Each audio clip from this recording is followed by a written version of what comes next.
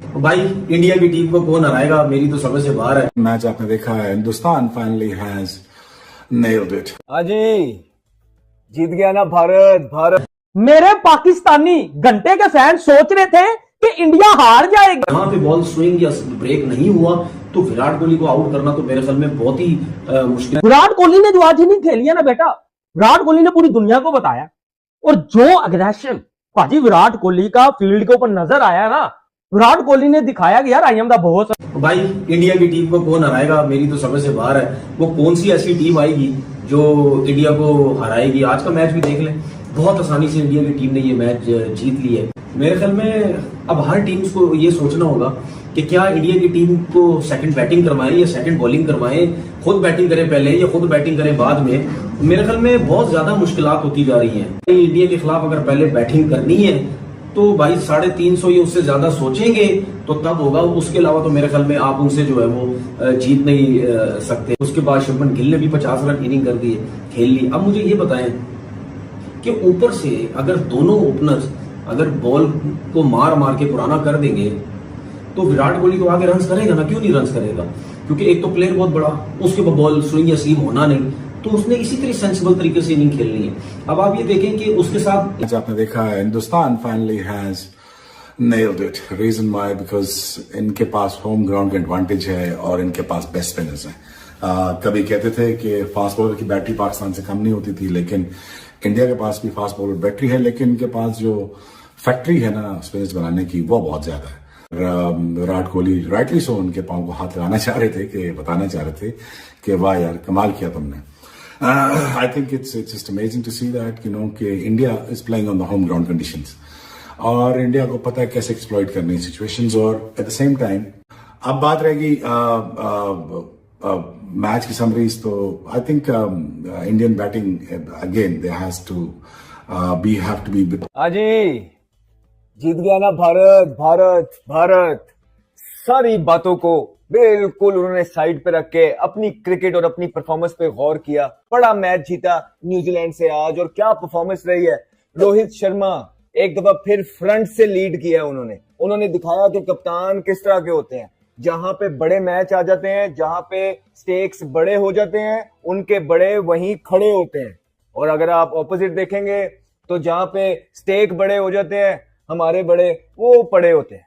कुछ इसी तरह का हिसाब है। दो टीमों का कंपैरिजन बनता नहीं है। क्या शानदार बैटिंग की है, बहुत जबरदस्त बैटिंग की है कि इतनी डेप्थ मौजूद है भारत की टीम के अंदर। बड़ी जबरदस्त प्लानिंग करके आते हैं और फिर नीचे जब रोहित शर्मा भी आउट हो गए, न्यूजीलैंड फाइट बैक करता रहा, पंचेस मारता रहा। कहीं ना कहीं से ये मैच के अंदर हम आ जाए, लेकिन भारत के पास हर क्वेश्चन का आंसर मौजूद था।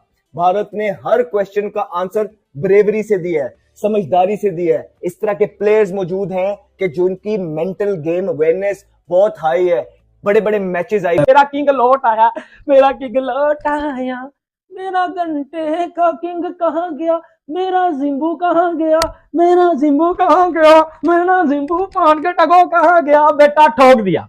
बेटा आप भूल गए थे इस टीम में एक हिटमैन था, इस टीम में एक चैंपियन कप्तान था, इस टीम में एक चैंपियन खिलाड़ी था, एक कप्तान रोहित शर्मा था, एक ब्रांड विराट कोहली था। विराट कोहली ने जो आज इनिंग खेली है ना बेटा, विराट कोहली ने पूरी दुनिया को बताया। और जो अग्रेशन भाजी विराट कोहली का फील्ड के ऊपर नजर आया ना, विराट कोहली ने दिखाया कि यार आई एम द बॉस। मैं हूं बॉस इस वर्ल्ड क्रिकेट का।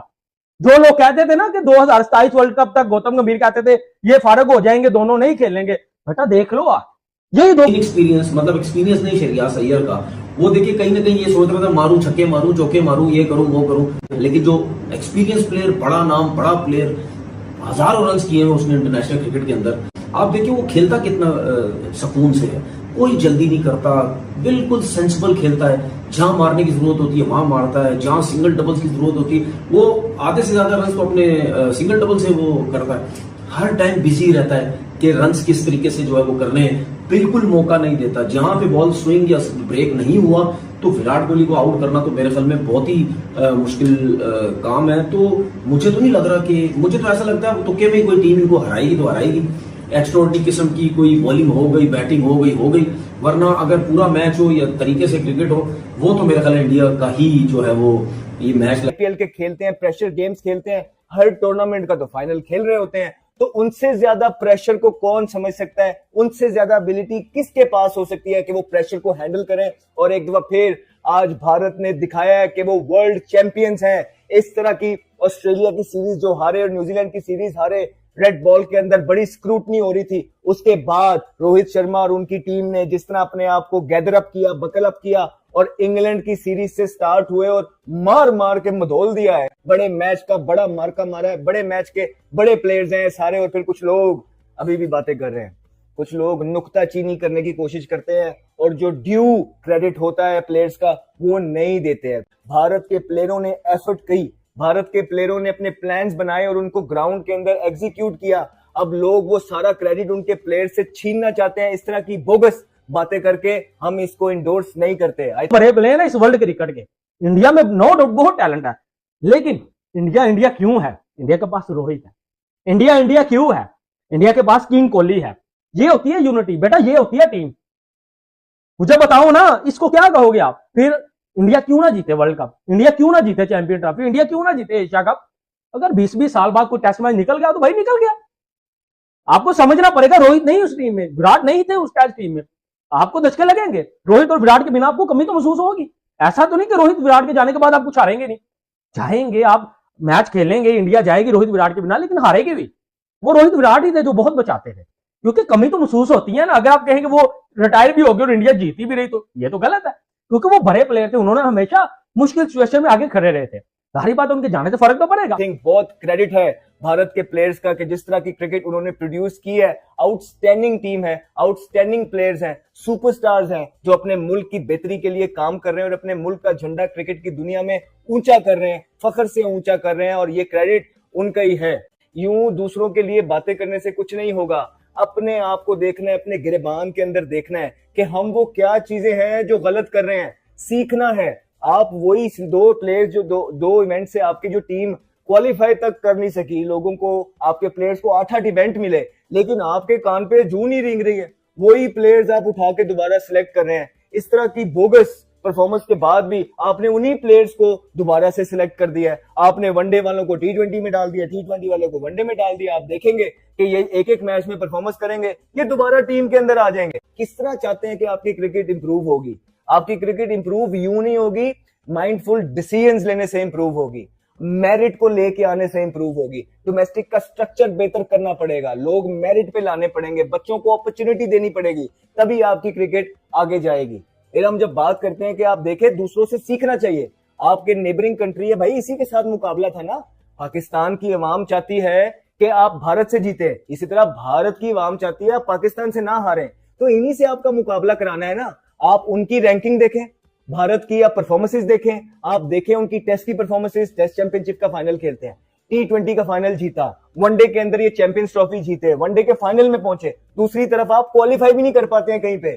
छोड़ें आप टेस्ट क्रिकेट को, वनडे क्रिकेट को और सारी चीजों को, आप कहीं भी नहीं है, ना आप 3 में है ना 13 में है, लेकिन आप जो है ना तब्दीली लेके आना पसंद कर नहीं रहे हैं। तो जब आप कंपैरिजन करते हैं तो कंपैरिजन देखें ना, आपकी टीम बॉटम पे है, सिंपल सी बात है, और दूसरी टीम जिस भारत के साथ आपने सारी जिंदगी कंपैरिजन की है वो टॉप पे है। तो इसमें मानने वाली बात है, इसमें छुपाने वाली क्या बात है? रैंकिंग, स्टैट्स, प्लेयर्स की जो है ना performances, stars, superstars, merit, domestic cricket structure, ये सबके सामने है, ढका छुपा तो है नहीं।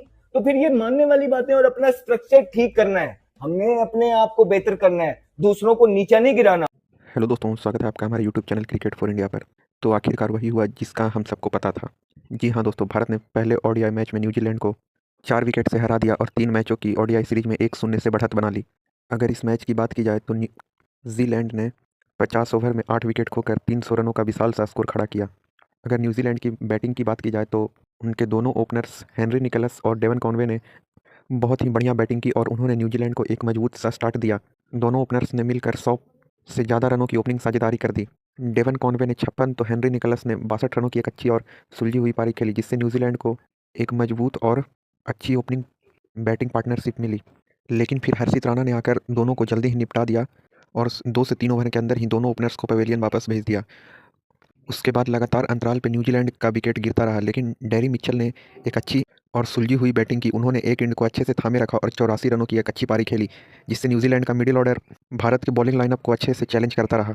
लेकिन फिर डेरी मिचेल के आउट होने के बाद न्यूजीलैंड की विकेट लगातार अंतराल पर गिरती रही और उन्हें वह बाद में जाकर यह बहुत महंगा पड़ा, क्योंकि जिस तरीके का स्टार्ट न्यूजीलैंड को मिला था वहां से यह साफ देखकर लग रहा था कि न्यूजीलैंड 350 प्लस या 370 रनों का स्कोर तो बना ही देगी।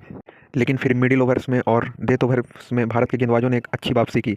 मिडिल ओवर्स में कुलदीप यादव और रविंद्र जडेजा ने बहुत ही अच्छी और सधी हुई गेंदबाजी की, जिसका कारण न्यूजीलैंड एक अच्छे स्कोर को बनाते बनाते रह गया। और फिर अंत में आकर हर्षित राणा और मोहम्मद सिराज ने बढ़िया गेंदबाजी की। हालांकि प्रसिद्ध कृष्णा थोड़े महंगे जरूर साबित हुए, क्योंकि उन्होंने 9 ओवर में 60 रनों न्यूजीलैंड को दे दिया। तो फिर न्यूजीलैंड ने भारत को 300 रनों का टारगेट दिया। उसके बाद बैटिंग करने आते हैं रोहित शर्मा और शुभमन गिल, और भाई क्या कमाल की बैटिंग की है इन लोग दोनों ने। मतलब रोहित शर्मा बहुत ही अच्छे टच में नज़र आ रहे थे, लेकिन 26 रनों के स्कोर पर वह आउट हो गए। भाई मैं पर्सनली तो उनसे बहुत ही नाराज हूँ, क्योंकि वह गजब की टच में नज़र आ रहे थे और उनके बैट से जब बॉल निकल रहा था तो एक अलग ही साउंड प्रोड्यूस कर रहा था। लेकिन रोहित शर्मा के आउट होने के बाद क्रीज पर आते हैं विराट कोहली, और भाई आते ही मतलब वही difficult Virat Kohli style single double, बीच में चौके छक्के। और दूसरी तरफ से शुभमन गिल स्ट्रगल जरूर कर रहे थे, लेकिन एटलीस्ट उन्होंने रन बनाने की कोशिश की। वह क्रीज पर डटे रहे और 56 रनों की एक अच्छी और सुलझी हुई पारी खेली, जिससे भारत को भी एक अच्छा बेस मिल गया है। और फिर मुझे यह विश्वास हो गया था कि अब भारत इस रन को चेस कर लेगी। उसके बाद जब शुभमन गिल आउट हुए तो वापसी कर रहे श्रेयस अय्यर ने भी बहुत ही अच्छा बैटिंग की, और विराट कोहली के साथ उन्होंने भी लंबे समय तक बल्लेबाजी की और 49 के स्कोर पर वो भी आउट हो गए। बट विराट कोहली जिस तरीके से आउट हुए दोस्तों, मैं बहुत ही शौक हुआ इस डिसमिसल को देखकर, क्योंकि आप विराट कोहली से यह उम्मीद नहीं लगाते कि 90 से ज़्यादा स्कोर बनाने के बाद वह खराब शॉट खेल कर आउट हो जाएंगे। मतलब भाई कल उनका शतक उनके हाथ में था, लेकिन एक खराब शॉट और पूरा माहौल खराब हो गया दोस्तों। मैं बहुत ही मतलब मैं उनसे नाराज़ हूँ कि क्या ज़रूरत थी विराट भाई ऐसे शॉट खेलने का। आपके शतक को देखने ही तो लोग आए थे मैदान पे, और अगर कल विराट कोहली शतक मार देते तो उनका वह 85वां शतक होता। लेकिन कोई नहीं, इंडिया यह मैच जीत गया और इसी के साथ भारत ने न्यूजीलैंड को पहले मैच में हरा दिया। और इस मैच में विराट कोहली ने एक और कीर्तिमान स्थापित किया, क्योंकि उन्होंने कुमार संगकारा को पीछे करते हुए सबसे तेज 28,000 रन बना लिए, और अब वह पूरी क्रिकेट हिस्ट्री के सबसे ज़्यादा रन बनाने वाले बल्लेबाजों की सूची में नंबर 2 पर आ गए हैं। उनसे ज़्यादा रन केवल क्रिकेट के भगवान और हमारे आदरणीय सचिन तेंदुलकर जी ही ने ही बनाए हैं, जो कि है 34,000 रनों का।